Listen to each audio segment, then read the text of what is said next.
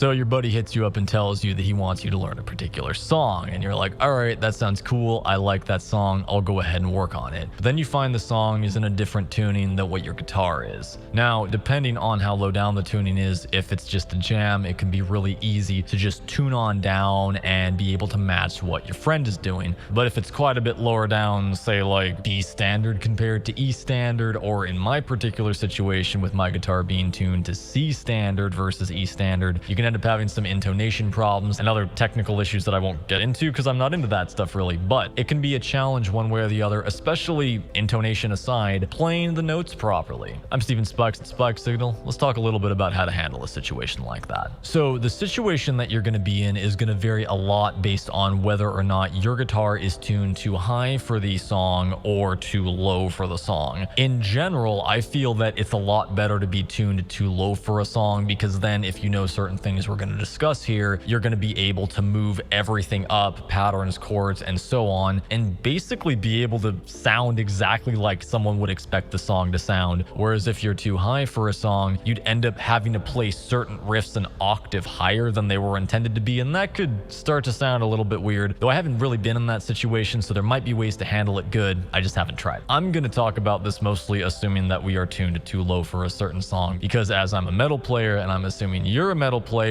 that would be more likely to be an instance that we'd find ourselves in. We're too low, we're in drop C, perhaps D standard, and the song's in E. How do you handle that? I'd say this is how. One thing that can be helpful if you have the time to do it is to learn some notes on some parts of the fretboard in your current tuning. Now, that's not to say you need to try to memorize the entire fretboard. I'm not really even sure how many people attempt that. It is quite challenging, at least it has been for me, but learning a couple anchor points can be very useful. In particular, as most songs are in either A minor / C major or E minor / G major, I find knowing where the A notes as well as the E notes and their relative majors are at can be quite beneficial when trying to jam along with people, because most songs are in those keys. Just knowing where to start can help a lot with things when you stack it with other tips that we're going to get in here. So that'd be the first thing I'd recommend. Just learn a couple positions, even if it's only one position. Learn the notes within that one position, especially lower down on the neck, just so you can play supplemental stuff if you need to. Should be a help. The next thing to do, and this can be challenging depending on where you're at, is to rely less on open strings. And this of course depends, because some songs are played at a speed where you have to utilize open strings. So of course, if your friend is saying they want to play Calma or something like that, Calma, and you're one step below what that song is in, it's probably unlikely that you're going to be able to physically perform that. But most songs aren't like that, and especially if you're tuned lower down, not relying on the open notes and open strings can help you accommodate different tunings and different keys that you might find yourself in. And in companion with that, the next tip then is to learn patterns on your fretboard symmetrically if you can. I've done other videos where I've talked about this, but there are 7 patterns on the guitar neck that interlock with each other, that if you follow them and move from them, you can find your way all the way up to the 12th fret on the fretboard and then keep going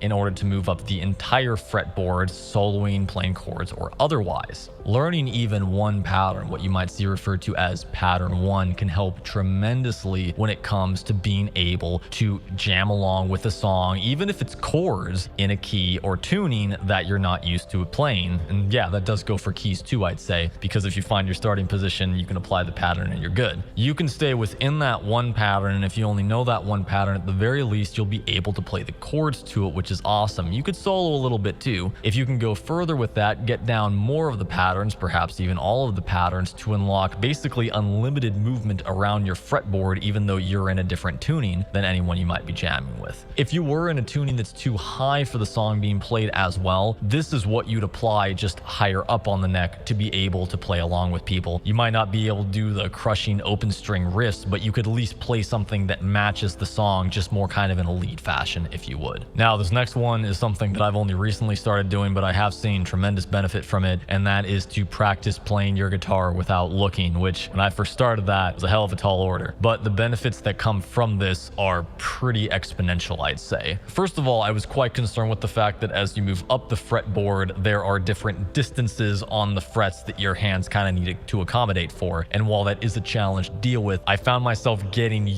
more used to that aspect of it faster than I anticipated. So that was pretty nice. Along with that, if you're able to get playing power chords down and shifting between between them without looking, you can then actually apply those same shapes and moving them around in a pattern that's a half step or a whole step down or up. But because you know kind of the distance that your hand should be moving on that area of the fretboard, you're able to do it. And sometimes even looking kind of messes me up when I'm doing that. Like I almost need to not look, or at least not glance as much as I would otherwise. But it's pretty awesome to be able to get that done, and that really unlocks a lot of possibilities too. But just like some of the other tips that we discussed, this tip here of playing without looking stacks on top of prior tips, like making sure you already have the patterns down, or even one of the patterns would do fine. And if you do get off somewhere, knowing some reference points like, oh, where's an E note? I'm in E minor. Okay, here it is. And then looking and then jumping to that, looking, just glancing for instances to get there can be very helpful to if you get off of where you need to be getting back on to where you should be. Also useful. Now, the final tip kind of comes back down and invites some pragmatism to us, and that is most of the time you'll only need to be relying on pattern one. Pattern one, again, is the pattern that is played if you're in C major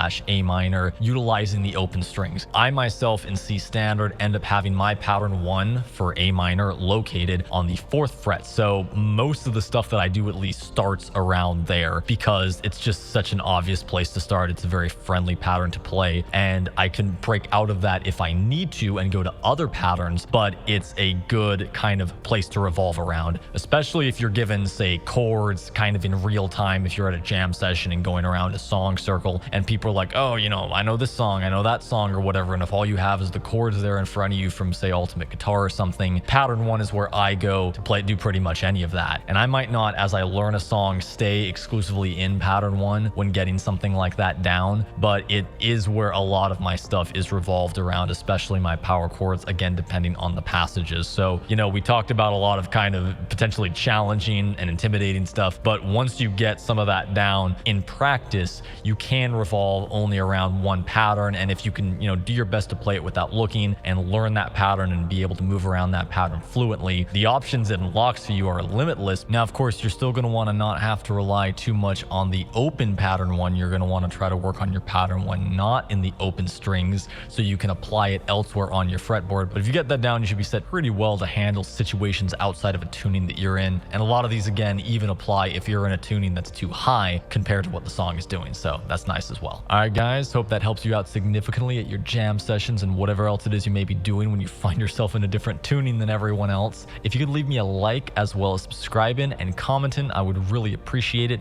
I'm Steven Spikes at Spike Signal, and I'll see you next time.